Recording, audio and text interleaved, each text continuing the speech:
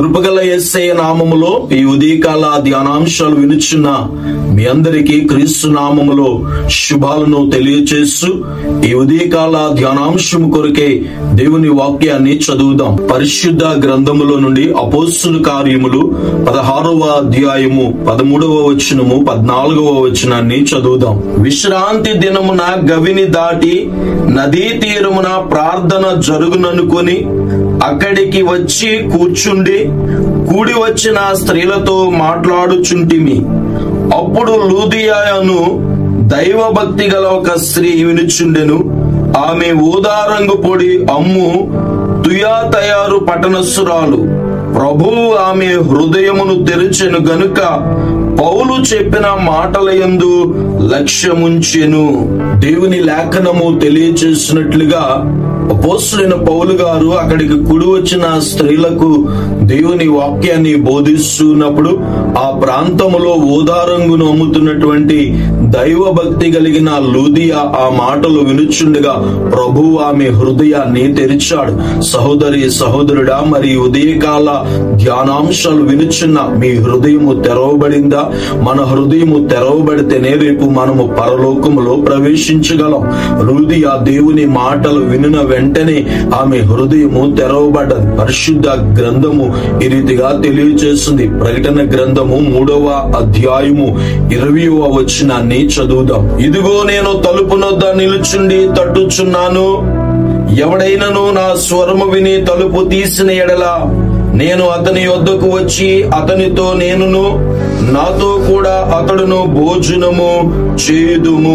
ఈ ఉదయకాల ధ్యానాంశాల ద్వారా అనేక రీతులుగా దేవుని వాక్యము ద్వారా మన హృదయాన్ని ప్రభు తట్టుచుండగా మరి ప్రభు కొరకు మన హృదయాలు తెరవబడ్డాయా? ఇంకా ప్రభువుని బయటే నిలవబెట్టామా?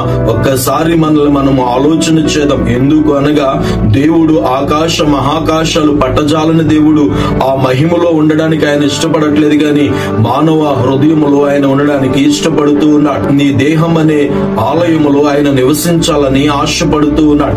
ఈ దేహము ఆయనది, ఈ హృదయము ఆయనది. మరి ఈ హృదయం అనే తలుపు దగ్గరుండి ఆయన తట్టుచూ ఉన్నాడు. ఇంకా దేవుడు మన హృదయంలో లేకుండానే జీవిస్తూ ఉంటే ఈ రోజు ప్రభు నీతో మాట్లాడుతూ ఉన్నాడు. పరలోక ద్వారము తెరవబడ్డది. ఆ ద్వారములో మనము ప్రవేశించాలంటే మన హృదయం అనే తలుపు తెరవబడాలి. మన హృదయంలో ప్రభు ఉండాలి. ఈ రోజు నీ హృదయము తెరవబడకపోతే ఈ దినమైనా ప్రభుని నీ హృదయంలోనికి ఆహ్వానించు.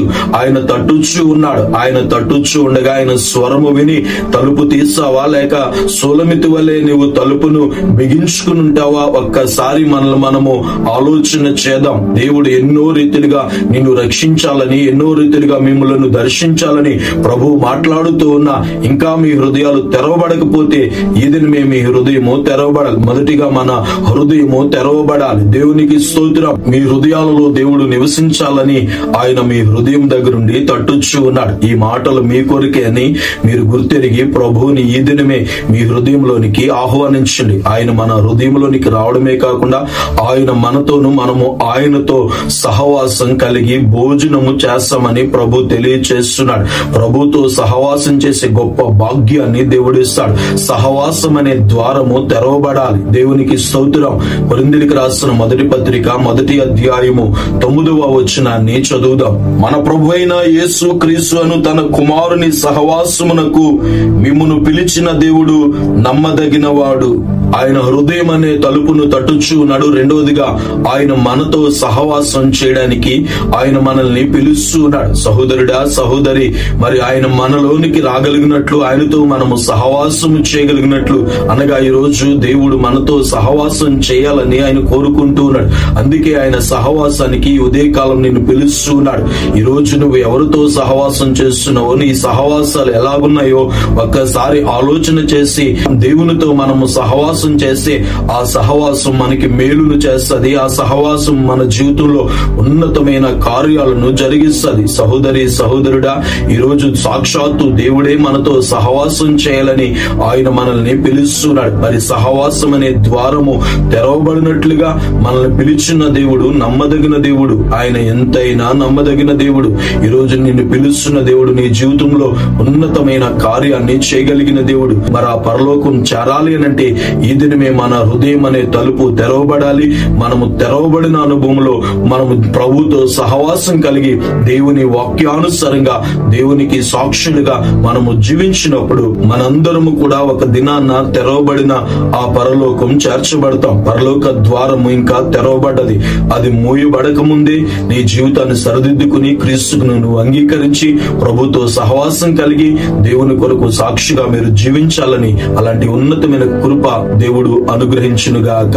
ఆమేన్. ప్రార్థన చేసుకుందాం. ప్రార్థనలో ఏకీభవిద్దాం. కృపా సత్య సంపూర్ణమైన మా తండ్రి, మీకు వందనాలు, స్తుతులు, స్తోత్రాలు చెల్లిస్తూ ఉన్నాం. ఈ ఉదయకాల ధ్యానాంశాలు వినిచిన మా ప్రియులైన వారందరినీ మీరు దీవించండి, ఆశీర్వదించండి, బలపరచండి. వారిని, వారి కుటుంబాలను మీరే సంరక్షించి మీ ఉన్నతమైన కృపతో నింపమని ప్రార్థన చేస్తున్నాను. ఈ దినము ఇంకా ఎవరైతే మీతో సహవాసం లేకున్నట్లు, ఇంకా ఎవరి హృదయాలైతే తెరవబడుకున్నాయో నాయన, ఈ దినమే మీ వాక్యము ద్వారా వారిని మీరు దర్శించి ఆ పరలోకములో చేరునట్లు, ఆ పరలోకము చేరబడక ముందే హృదయం అనే మా తలుపు తెరవబడినట్లు, సహవాసం అనే తలుపు తెరవబడినట్లు, నీ వాక్య ప్రకటన అనే తలుపు తెరవబడినట్లు నాయన మా జీవితాలు అటు ఉన్నతమైన కృపను మీరు ప్రసాదించి ప్రతి ఒక్కరిని నాయన మీరే ఆకర్షించి రక్షించి బలపరచుమని, ఏ ఆత్మ నశించుకున్నట్లు వారందరినీ మీరే వెదకి రక్షించి, నిశ్చయముగా నేను గొర్రెలు పోవు ద్వారము నేనే, సమృద్ధి అని నీవు సెలవిచ్చావు. నేను అట్టి సమృద్ధి కలిగి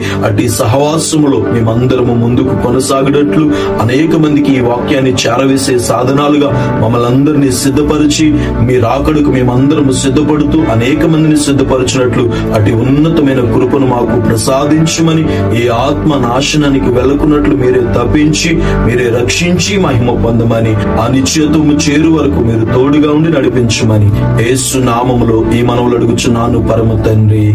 ఆమేన్.